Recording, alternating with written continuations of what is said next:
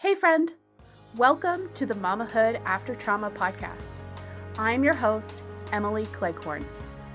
This podcast is for mamas navigating childhood trauma while also walking through mamahood.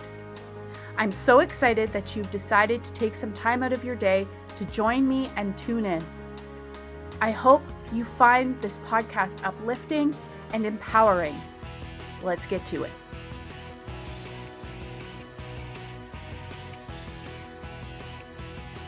Hey there. Before we jump into this episode, I want to let you know about something that is brand new that you have access to as a Mamahood After Trauma listener. Now, tell me, does this sound like you? You want to give your littles a positive childhood experience. You want the steps to finally heal your childhood trauma. You're tired of the fear holding you back in life, and you enjoy being a mama, and you want to be more present. If you answered yes to any of the above, I would invite you to check out the Mama Untriggered private podcast series. This is a 5-part private podcast series that teaches you how to ditch the emotional roller coaster and bust out of the fear controlling your mamahood. Let's teach you how to calm your nervous system through small, simple steps. I mean, parenting books and workshops are great, but we believe it's better to give you short, actionable audio clips that allow you to take action right away so that they can't escape from your mom brain, right? If this sounds at all interesting to you, I would invite you to head over to subscribepage.io/mama untriggered. That's subscribepage.io/mama untriggered. Now, let's go into this episode of the Mamahood After Trauma podcast. Hello, friends, and welcome to this episode of the Mamahood After Trauma podcast. I'm so excited that you have taken some time out of your busy mom task-filled day to tune in and listen to this conversation. Today, we are joined by Ryann. Welcome. Thank you. Thanks so much for having me, Emily. Yeah, it's a pleasure to meet you and to have this conversation. So, one thing that I know is challenging for trauma survivors and trauma surviving mamas is building connections with others. And I think most of that results from our lack of connection with ourselves. But so today we're going to talk about fostering connection with your kiddos. So how did you get into this? Well, I got into this very rocky. It was a rocky start, that's for sure. And it was when I realized that I didn't have any connection to myself. You were spot on with that piece. And when I realized that, my whole earth went crashing down. It was during an acute postpartum depression episode that I had after the birth of my first child. And just my world got turned upside down overnight. And I just Mhm. thought, like, who am I? What am I doing? Why am I so scared to do anything? I'm terrified to do anything. And just this really great fear overcame me. And so after slowly healing from that acute episode and working with therapists and going to yoga and journaling and somatic healing and doing all the things like through the process, I realized that I didn't know how to connect with my kids, my infant even, and then my Mhm. bigger kids later on, because I didn't have that modeled for me. I didn't have a super Mhm. solid connection with a caregiver necessarily. At times I did, but it wasn't dependable. And so that's how I got into it, just by necessity. I thought I want to Mm. do things different and I didn't know how. And so I taught myself very slowly. And frankly, I'm still teaching myself. I still need to Yeah. take a step back sometimes and go, what's the priority here? Is it connection? Is it control? And I'm constantly, checking myself on that. Yeah, and building that awareness muscle is huge. Hmm. So, walk us through what were some of the first steps that you took when you had that realization that you wanted to connect with your kids more? Yeah. What's interesting is the thing that helped me then and still helps me now is community.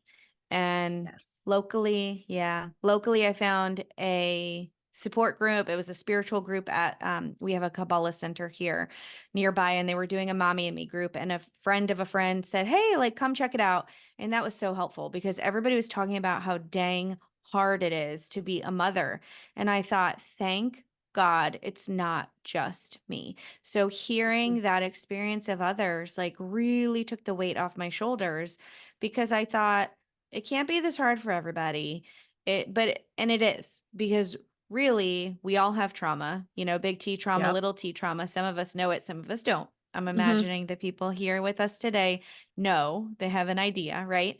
Um so yeah, that community piece. And then I found an alternative education spot too, like a play-based preschool.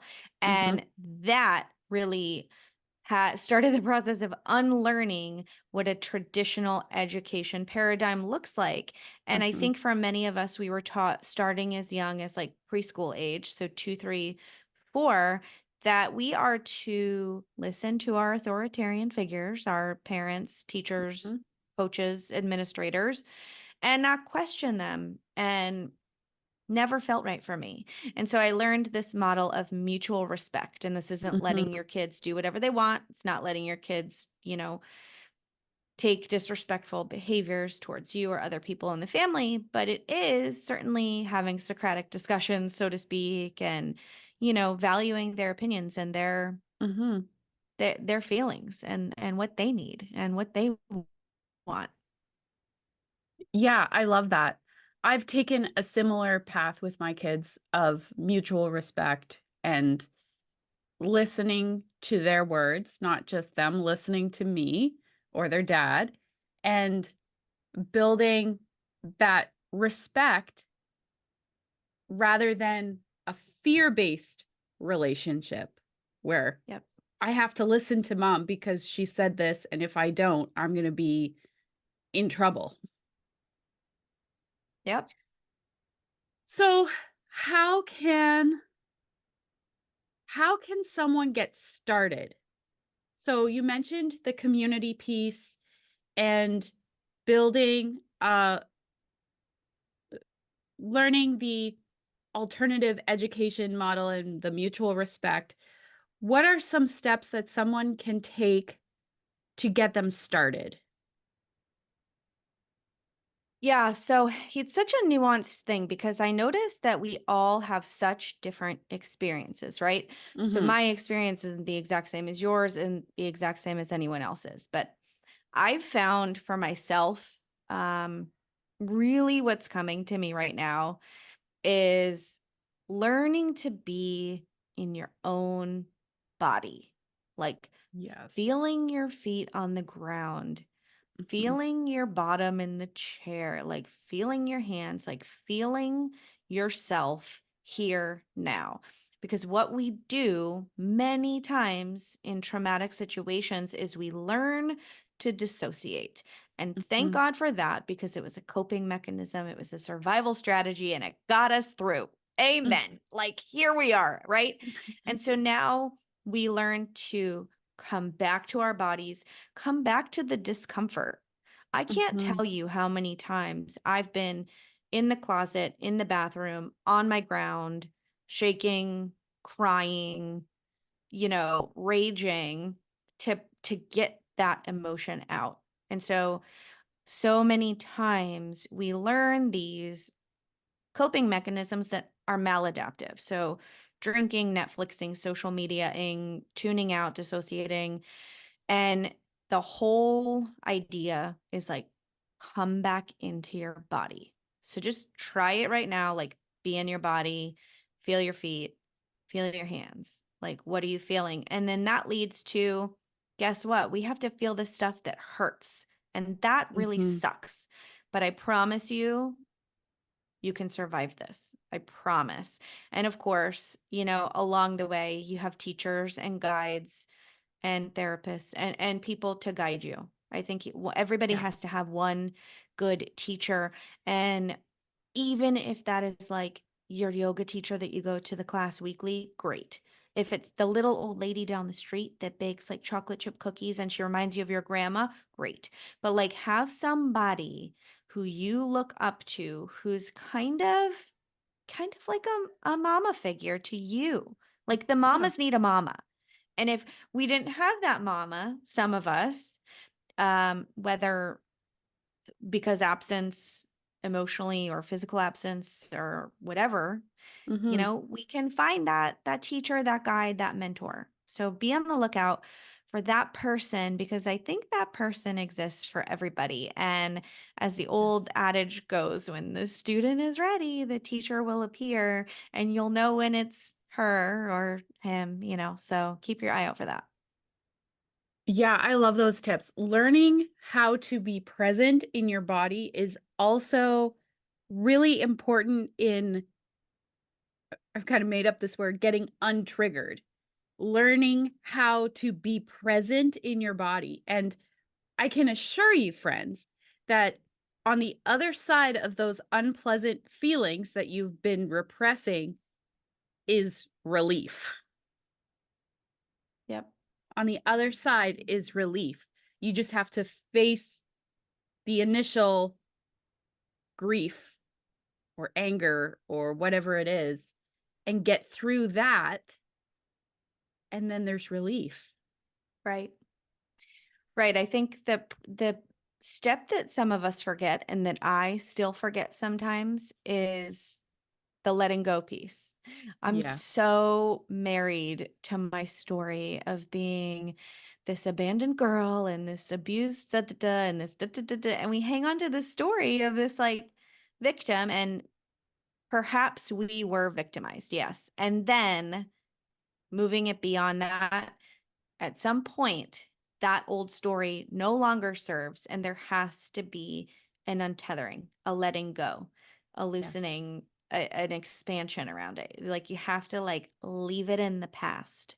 So, Yeah. Yeah. That's where you came from. That's not where you are now. right?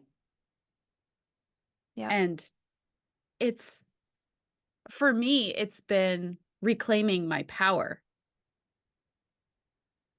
that's because right. that old story where my story of origin stripped all of that away.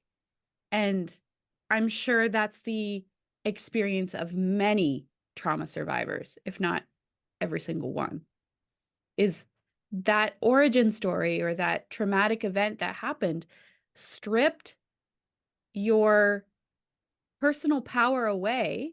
You were victimized. And so now it's about reclaiming that and doing that while also being a mama to your little ones is so empowering for you as an individual, but it's also amazing for your kids to witness. Hmm. So how has your journey of developing your connection with your kids changed your relationships? Yeah, I want to touch on that for sure. Relationships are a big part of everybody's life, right? We're human, Mhm. and relationships are just a core need that we have. And without relationships, we die. Without tribe, Mhm. we die.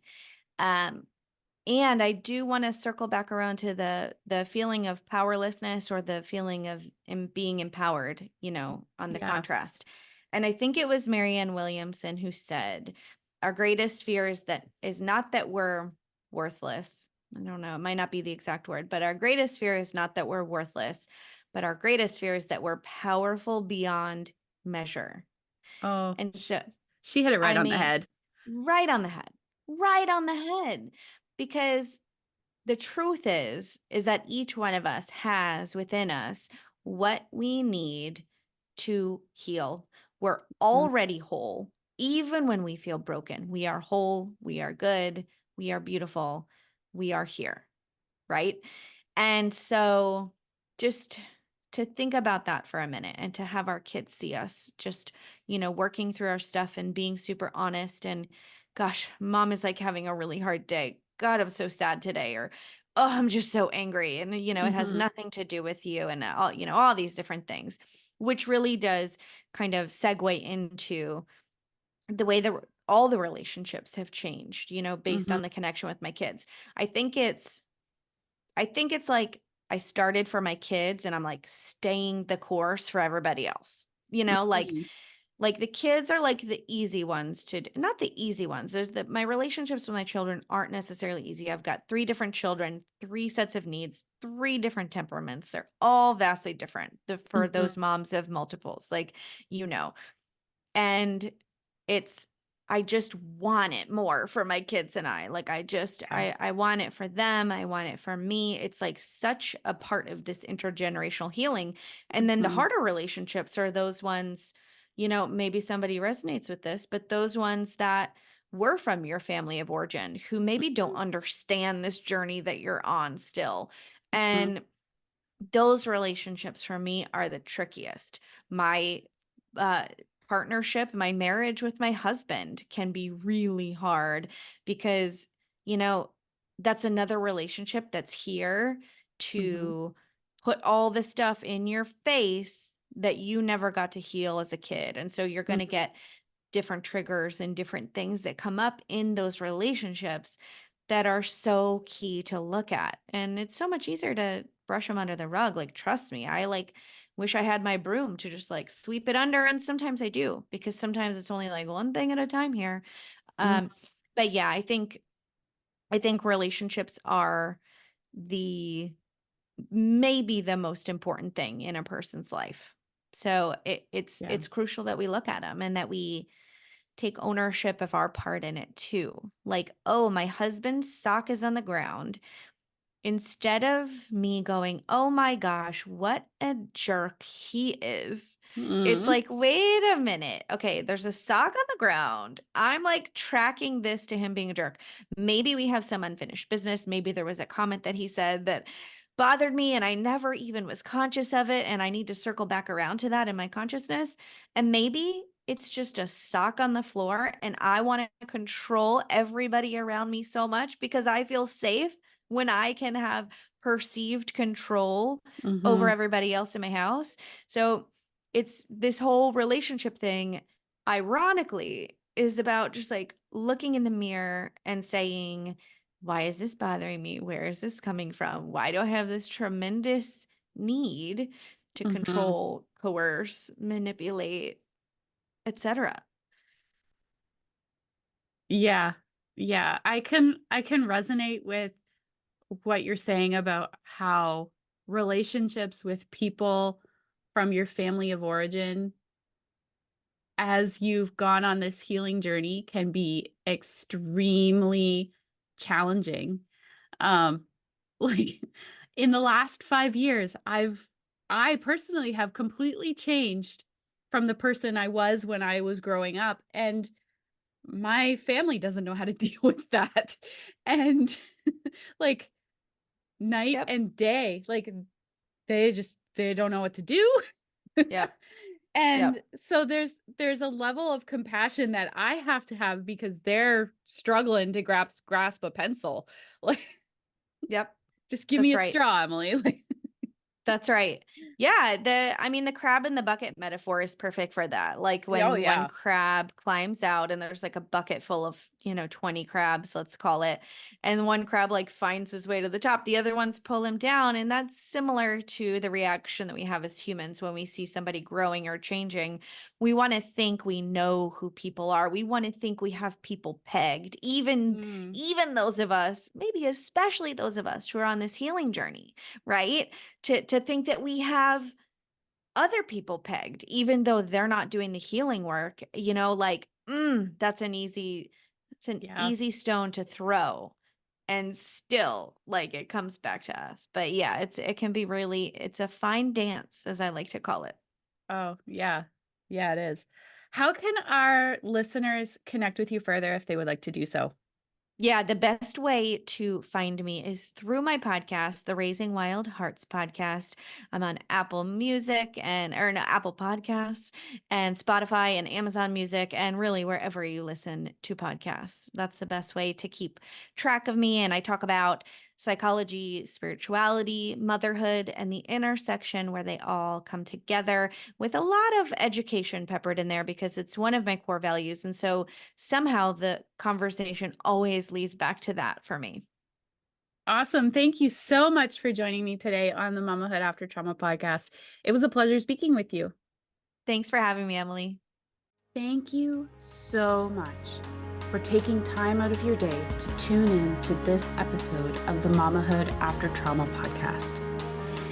If you would like more of the Mamahood After Trauma community, make sure to look in the description of this episode for the link to become a Mamahood After Trauma Inner Circle member. Until next time, Mama, keep